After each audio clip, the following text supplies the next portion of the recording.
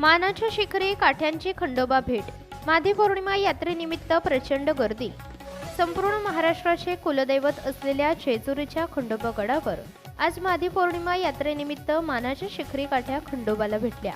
सदानंदाचा येळकोट असा जयघोष करीत भाविकांनी भंडाऱ्याची मुक्त उधळण केल्याने गडाचा सर्व परिसर सोनेरी झाला होता. जेजुरीत मादी पौर्णिमा यात्रा 3 दिवस चालते. पौर्णिमेच्या दुसऱ्या दिवशी शिखरी काठ्यांच्या भेटीचा सोहळा गडावर असतो. त्याप्रमाणे आज संगमनेर येथून आलेली होलम राजाची शिखरी काठी, सुपे येथून आलेली खैरे यांची काठी व जेजुरीच्या होळकरांची काठी या मानाच्या काठ्या खंडोबाला दुपारी भेटल्या.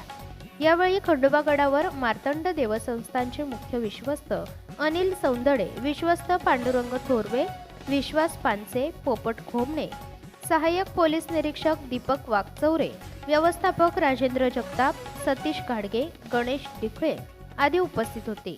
सुमारे 200 वर्षांपासून संगमनेरचे होलम राजा व सुपैयाचे खैरे यांच्यामध्ये काठी टेकवण्याच्या मानपानावरून अनेक वेळा मोठा वाद झाला होता.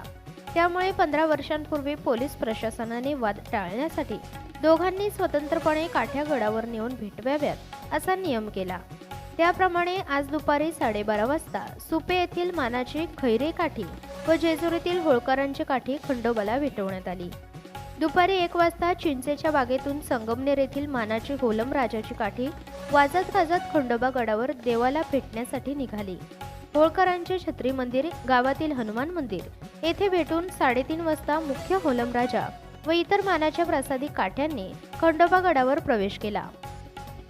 ढोल ताशांच्या गजरात सदानंदाचा येळकोट असा जयघोष करीत काठ्या खंडोबा मंदिराला टेकवण्यात आल्या. यावेळी गडावर हजारो भाविकांनी प्रचंड गर्दी केली होती. सर्वजण आनंदाने नाचत होते. होलम राजाच्या मानाच्या काठीला आगळ कांडे व रेशीम गोंडे, 5 रंगाचे कपडे व चांदीचा पटका असतो, तर खैरे यांच्या काठीला 2 रंगाचे कपडे व बाण असतो.